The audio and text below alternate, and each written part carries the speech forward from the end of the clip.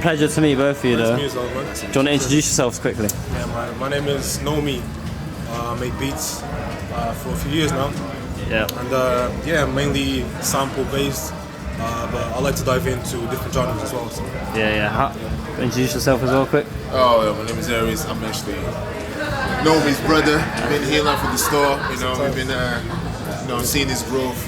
I started like making beats like from young, really young. Yeah. In the bedroom, seeing his inspiration, and I'm like just following. Obviously, have my own stuff going on, but more in the background type, more the IT bit, But so you've seen the come up then? I see. No, one of my biggest inspirations, man. Yeah. Really? Yeah, since he put me on, obviously since Tupac, since I was young, and I noticed I was paying attention more to the beats than the actual lyrics. Yeah. So from then on, I felt like I need to find a way, and then later on in life, I obviously came across Madlib and MF Doom, and from then on, I feel like digging is really my passion. I feel like sample bass is really where it came from. So what kind of like genre are you more lean to? Like, where'd you get your samples from? Yeah, well, usually lately I've been finding on YouTube. Yeah. But I like to do, especially like going to record shops. Yeah. Find those good deals. Just try anything that's soulful. But I'm very open to experimental sounds or soulful sounds. Yeah. How did you meet this brother? Eahwee, man. Funny enough, this came around 2018. I feel like I was just on Instagram just trying to understand, how's the community like, and who makes beats similar to mine in a way. And I think I just posted my first batch of beats on Bandcamp, and I posted on my Instagram story, and I know he liked it. He liked one of the beats, and I thought, okay. So then I obviously went on this discography, and I felt like, this is something here. So fast forward a few weeks or months, I saw a story of him posting something about some Saint Tome food. So Saint Tome is a country that we're originally from. Okay. So and then I just commented. I was like, hold on, is this plantain? Because we have that all the time. Yeah. So hold on, where you from then? He's like, I'm from Saint Tome, and I was like, oh really, man? So then we got that. It's plantain, not and it's plantain. Okay. It's a Portuguese mix. Like obviously background I have, which I didn't say. But from then on, I noticed that we had this thing in common as well, our culture background. And then Eahwee invited me around 2019 to London. And then we just made some beats, for that day, we spent the day together. And from then on, we just been tapped in. Like, obviously I support his stuff. Since then, and likewise, How important do you think the beat making community is to pushing each other's work? It's very important because I think it's more than music. It's about connecting with people. The community is very special because, like I said, just based off that one thing in common that we had in our culture background. Do you know what I mean? From then on, we felt like, this is something that it's not for show in a way. It's not that I want to imitate the sound or I want to make something that people can just feel like they know. Something has to be unique. Yeah. So I feel like that uniqueness, if that's the word, like we feel like we connected that way. So we like to express ourselves. And the community shows that. The community really is open to that. I see like it's very progressive, so I think what I feel about this the community, and even like me, like I've been involved in seeing it around, it's more like how people connect with just the beat making and how they can actually want to push themselves. It's not the case of everybody wants to gatekeep on everything. Everybody's together, trying to do the best work possible. We're not here like for any type of profit game to be like the best in the game. Well, we always want to be the best, so we'll push ourselves. But I think it's a case of just being honest and just showing how progressive we want to do, and showing our feelings to the beats, isn't it? Yeah, that's what it is. I think each one of us, like, I think when you see, like, when you make your beats, I can see the influence. I see like what you're trying to do, and that's why sometimes I can see how it's hard for producers sometimes to show their beats because they might have all these colors in their mind, how like to want to express it, but you need to be like in it to kind of feel it, isn't it? I guess. I don't know if that's the word needed to feel it at early release, but so I think that's what. And with Eahwee, I say like even when me myself. First, when I started seeing this beats on Bandcamp, I was like, okay, this is hard. It's not just your only like boom bop. You want to say this? He pushes a bit more further as well, combining like even more instrumentals and rapping skills. So I think it was good. It's good. Finishing in. I think with Nomi is the same thing. He's progressing in a different way. These beats obviously not the same, but that's what I like about it. They, even though they different, but they're quite similar at the same time. They have like their own lanes, and that's why I think they like gel together. And hopefully, you're gonna see more of them together. Doing 100% collaborations. So. Needed, yeah. Have you got anything? Just last thing, you got anything that you're working on at the moment that you want to let the people know about? Or? Yeah, I think I've been consistently putting out some tapes for the past year, for example. So at the moment, I've got this new series called 4-Piece. So it's a bunch of 4 beats, 4 tapes I've got. And lately I've just put out one last month. It's called 2-1, 3 beats on each side. So I really think that one is good.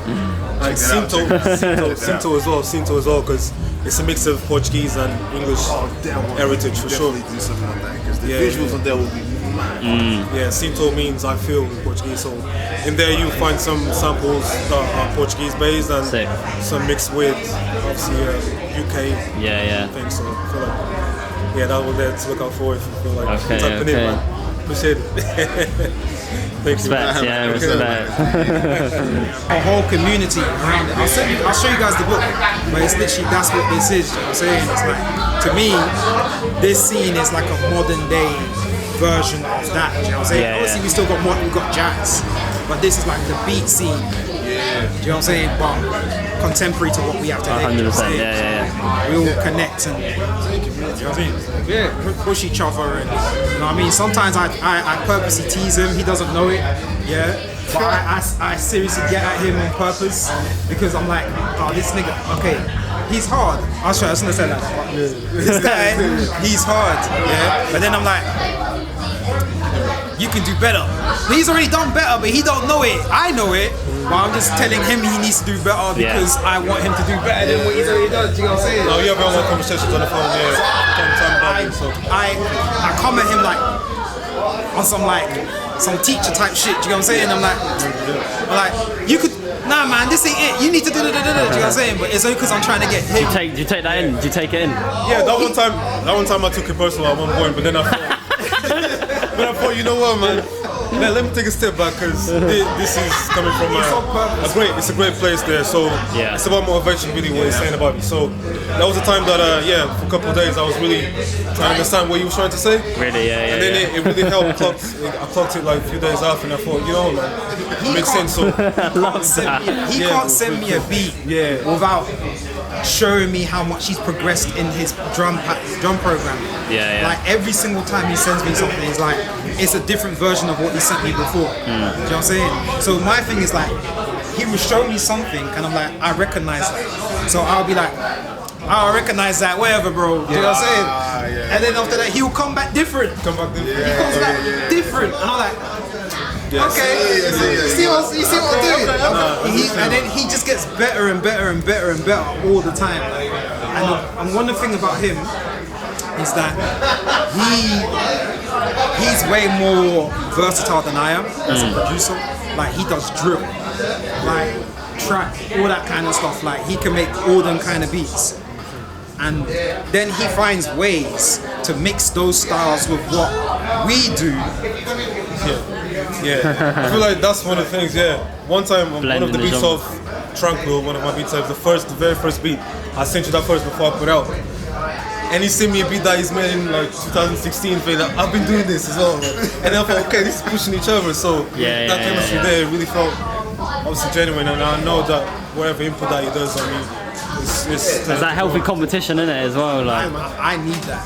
I'm not gonna say nothing else, but I said something earlier on. We was in there. I need that. I need to hear someone like be better than what I'm doing. The output needs to be better. It's not because otherwise it just makes me feel like I can't. Do you know what I'm saying? Progress. So that it's like him. There's many other people that I listen to, but 100%, man. Trust me. We can carry on, man. I feel like I can see the respect. I can see the respect. And if you listen to like the music and sentiment, like the drums, like the way the traditional the people in the island do music is like it's so syncopated.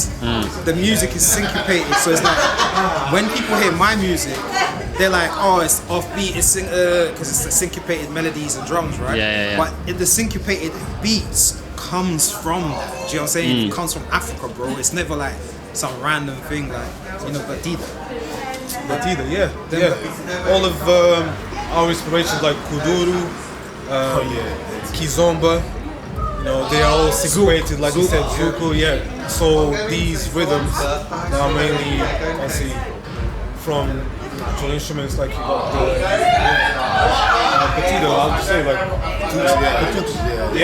So they all made like wooden instruments. I feel like he will translate that into the samplers that he makes. Cause, the texture. The texture. Because when you're making those beats on a software, it feels like it's more electronic. You don't feel that human feel in a way.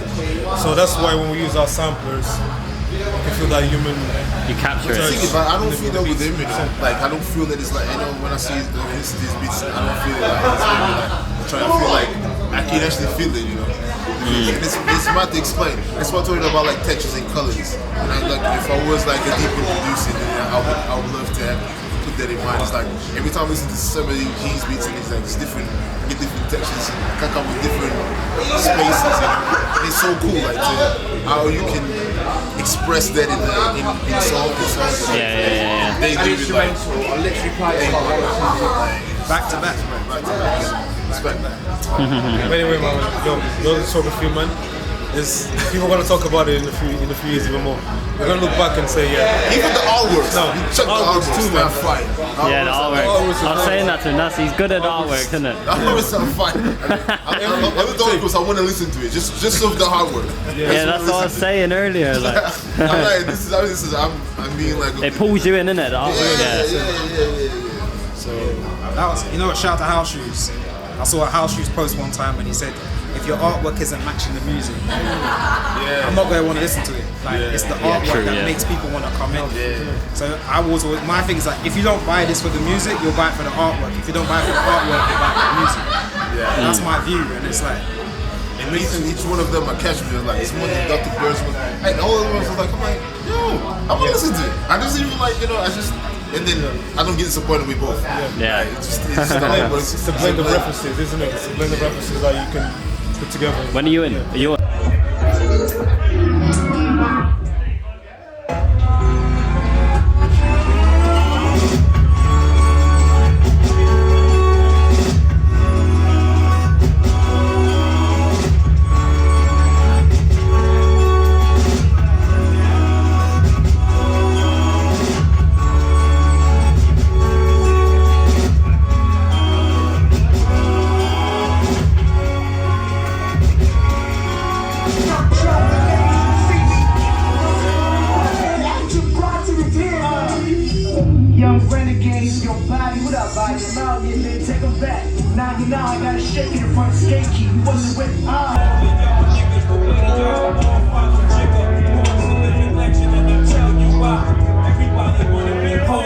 Still alive. Eahwee, what up?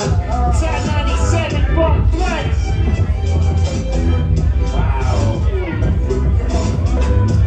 Victory chances, the devil dances, and eventually answers to the call of all of them fall. Get top, so known as HAY, cause if I got P's, I'm happy. These MCs are happy with a G, but I'm gonna keep building up me. So the government have to put up little team. One of these niggas gonna see, these MCs ain't the same as me. I had a crack in 2003, God gave me a body and blessed it. See my fingers, they make dopey. Private caller, DTI, top producer, post S-Skin, I'm fucking with the team. My two limbs says we don't wanna see a nigga on the scene, I want them with your bare fingers and lips and stinking the green. Always lean, I didn't wanna hate on shower man. Rude boy, you see the hype on these MCs are getting old. How many units have they sold? Never go platinum, never go gold. When I make a tune, it's totally cold. When I make a tune, it's totally neat. Spit so sick, my face might turn green. How can he ever be the best in the scene when he's still trying to make a better tune and fucking with the team? You don't wanna see me on the scene. Last thing in here is a bang on the screen. But it must want me on their team, cause they know from a bust a shot heads are coming up. I put a bullet in your beam, bullet in the cane road, bullet in the lane. On the same distance, drop the beam. I rude boy, yo. Anytime you see me, boy, you better know I got some sort of fire on me. So if I don't say for the one, put it up, the taser, I wanna pussy and shock it. Don't care who say stop it, you not get a little move, you don't get it, I'm like a rocket. Let's say you recognize it, I come to little waste, man, shut up, Phoebe. I know the truth hurts, but I'm speaking with pain. They seeking the real. I pulled up to be in exchange. They seeking the deal. I need a big house in the range where nobody could reach. Cause I need my peace name. 2 whips, some clean change, and rings to blame dang. That we flip the whole damn thing. I need my blessings never natural. I never had to invest in styles. Took it from my city to the globe cause the checks is wild. I'm just doing what I got.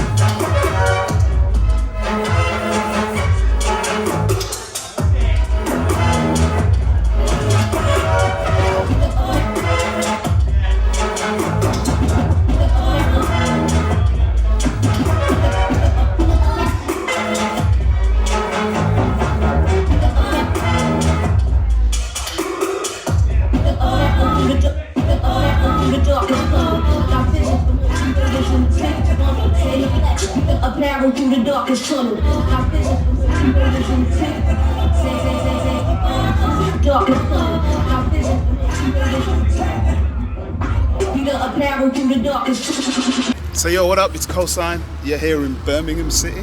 Birmingham. Out in the Midlands, you know what I mean? Yeah, founders of Louis Den, which is it's a myriad of things, but it's a producer network and a live beat event and record label. Mm-hmm. And today we're at Beats with Friends, which is number 5, and it's a new sort of beat making, producing sort of outlet.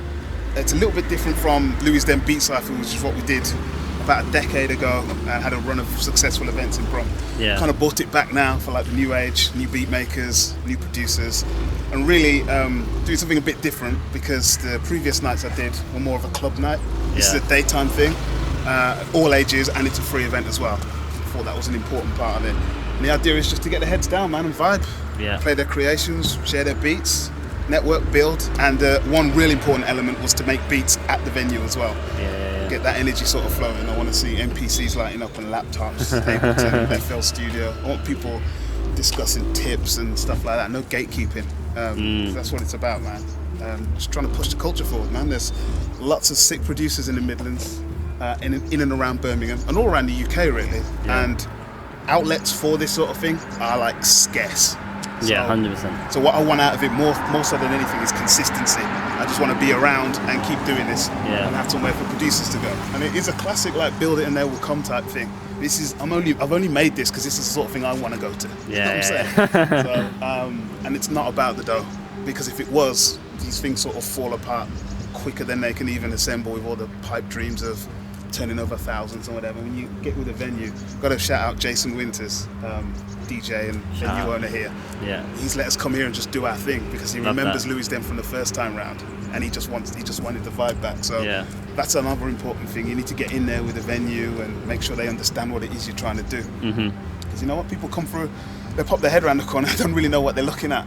Some people just like vibing or whatever, they think it's some ayahuasca retreat or something like that, you know what I'm saying? So that's important, man, just consistency. We're at number 5. Yeah. Got a man like Eahwee up from London. Man's on a mission to destroy 2025 because he plugged this in from early. So he already knew what he was going to be on this year. And man, we've got the venue here. Got Eahwee down, very interested in hearing what he's got. Been following my man for some time. We can get into that in a little bit. So tell me a bit more about Louis Den. How long has that been going for? Like, what's your role within that?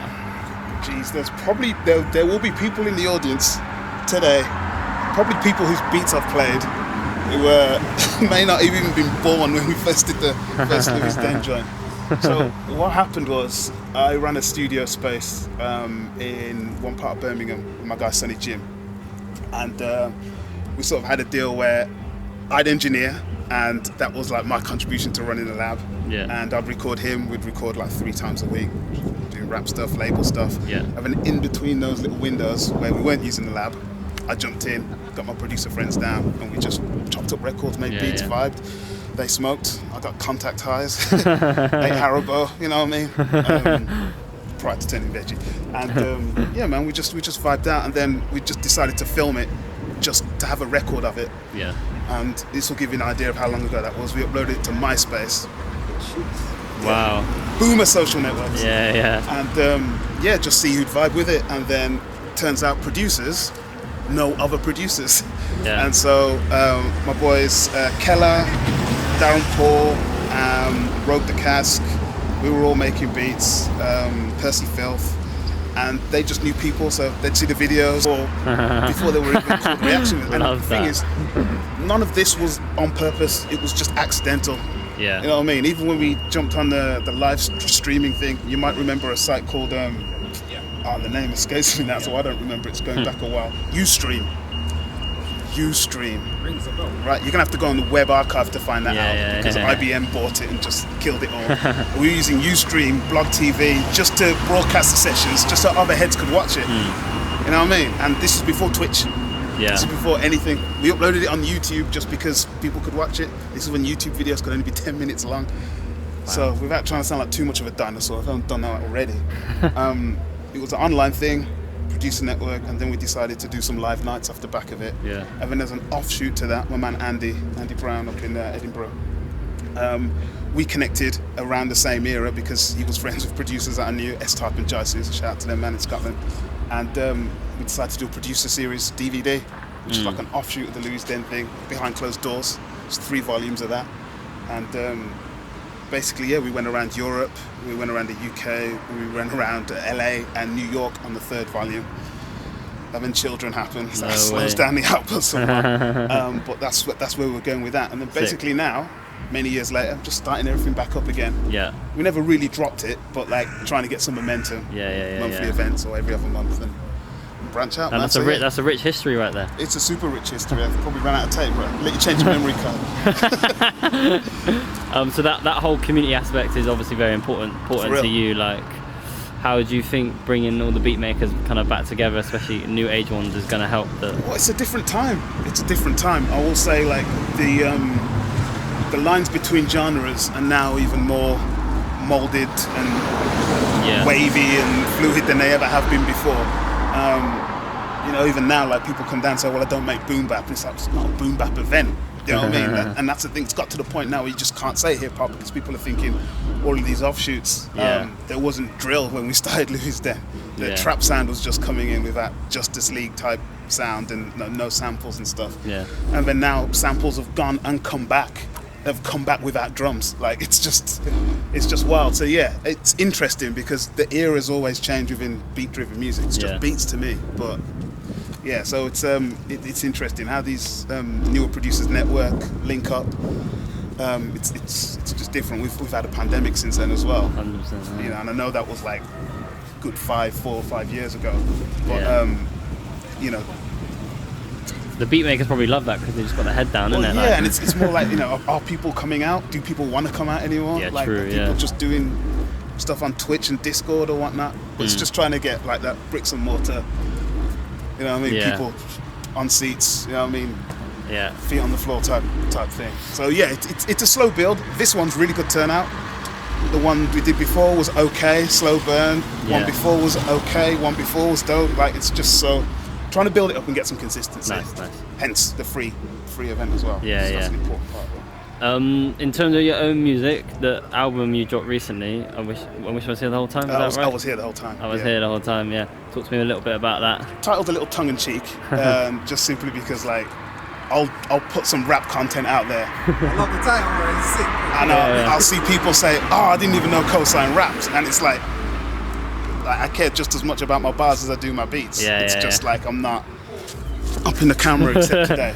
And so... coming soon. Yeah, so what happened was the album was more of a culmination of, let me just put my footprint down and just show you that I do this, basically. So that was important, that I kept the features to a minimal and I produced every beat on there. Sick. I did the cuts. I'm singing on the first track. I won't admit to that, but I recorded myself, no engineer. Hit record, went into the booth, spat the bars, kind of thing. No way. And I just did it all myself over a series. I just wanted a documentation of, you know what, at least I can say once upon a time I did this kind of thing. And I still want to do more music, but that album was more of it was more of me proving a point to myself than anything, I suppose. You know what I mean? But you got to do that sometimes, innit? Yeah, for real. Last but not least, how'd you meet this guy? What do you think of this guy? Like, oh, he's an interesting cat, you know. Wow. Like, I don't know anyone who sounds like him. So that's for a start. Like, he's like, as far as his sound is concerned, he doesn't have many peers. Like, there'll be people that orbit the similar sound that he does, but how he does what he does, especially with the sample warping, that's the you're not going to hear that elsewhere. I met Eahwee.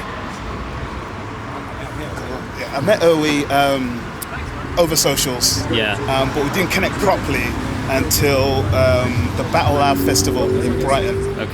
Which was pre-pandemic, so I couldn't even tell you what year it was because everything's a blur.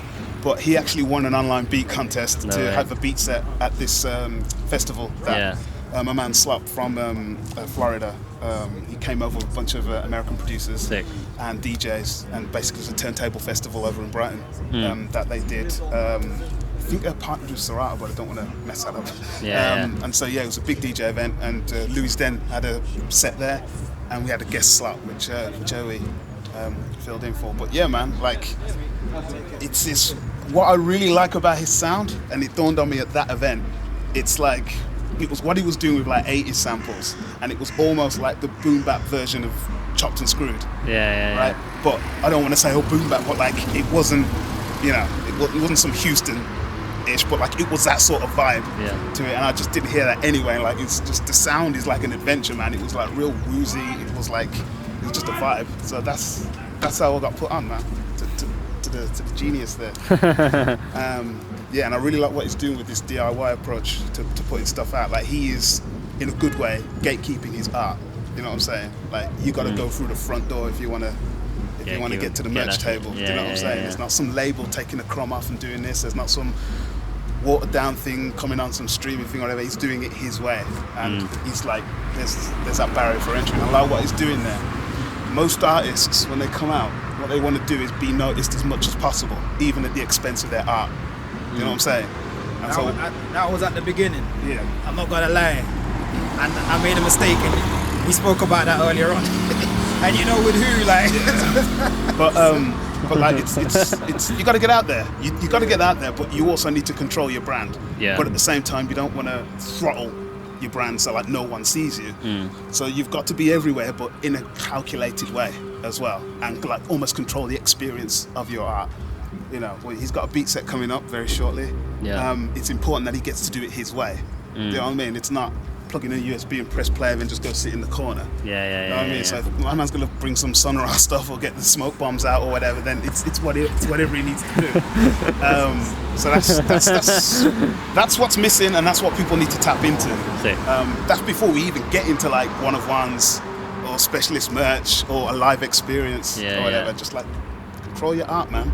100%. Like dial it in. It took me more than 10 years to come out with a debut album. And that was kind of by design. And you know what it was like? It was people like him, like Co-Sign, Madlib, watching all these other people, like just studying them, seeing where they were progressing, seeing where like, you know, things wasn't working as well, do you know what I'm saying? In order to kind of get, you know what I mean, the thing going. But like, yeah, man, it all came from studying these man, do you know what I'm saying? And if it wasn't for them, it wouldn't be me or half the people that exist, bro. Like, you didn't even mention Budgie, bro. You didn't mention Beat Butcher. You didn't mention K-Night. Do you know what I'm saying? All these, like, come on, we've had all sorts of people pass through, but they're not me, so I'm not going to speak on there. But like, if we're going to do a toll, look who's passed through Louis Den, and look who's got Grammys. That's all I'm saying. This. Wow. Man got. We saw people early. Man done got credits on Beyonce and Jay-Z records. Man done got credits on Kanye records. On the what K-Night just recently got on the album with Your Old Drew with Madlib on the ting, bro. Do you know what I'm saying? Imagine how he felt. Do you know what I'm saying? Like getting on the album, knowing that he's literally on a track list with his favorite producer. But, do you know what I'm saying? And it all comes from this type of stuff, bro. Do you know what I'm saying? And that's what this is about. Just like you lot been doing God's work, to be fair. Well, it's mad. Like even with the DVDs, man. Like we were in North Carolina chatting to Crisis, and I was just sat there in front of Ninth Wonder's MPC, man. I was just like, yo, and he was out at the time, so we didn't get to meet him. And we were finishing. I was like, I'm just touching this. And I think one important thing about what we were doing is it was about just doing what we were doing. And the reach was a secondary thing, but the reach was further than we could have ever imagined. That Brighton set that we did, someone came up to me and told me they watched Louis Den when they were at school. Big man. You know what? I got to thank you for that as well. You know, do you know who I got to meet during that? I got to tell you a story. Actually, when I went to this Brighton set, right, I won this competition and whatnot, and I got there. And then we got to this competition. I walk in this space, and there's this guy on the laptop. I swear down on some like, you know, like, what's that one anime, Bleach? On some Soul Reaper, Spirit Energy. I was like, yeah, I can feel something from this guy. Do you know who it was? Centrac. Bro, I was like, there's something going on with him. Like, he's not interacting with nobody. Remember, he was just there like, the whole time. It's the closest thing, like, you know, dare I say it, but to Dilla. Like, in contemporary time. Like, you know what I mean? That's how I feel, innit? And, like, you can hear how much he takes inspiration from that, but applies his own thing. And like, yeah, man, to be able to be in settings around people like that was inspirational. And that's what this does. Like, Louis Den, you know what I'm saying? People like Costa, like producers like Jed, you know what I'm saying? Who's just starting off, do you know what I'm saying? And then he's in spaces with people that actually have experience, you know what I'm saying? People that, like, just now I went up to him and I was like, yo, I think you should work on your swing because your beats are hard. You know what I'm saying? I think you should let loose. And he even said, yeah, I'm quantizing way too much. I said, yeah, just let go of that. Sick. You'll see your thing go. The path is non-linear, man. You're not going to go from the bedroom to a platinum plaque.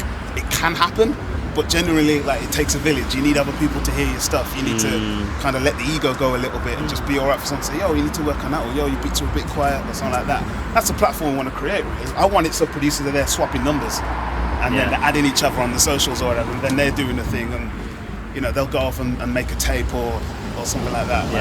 It's that community aspect, man. So, big up. Come on. Big up, bro.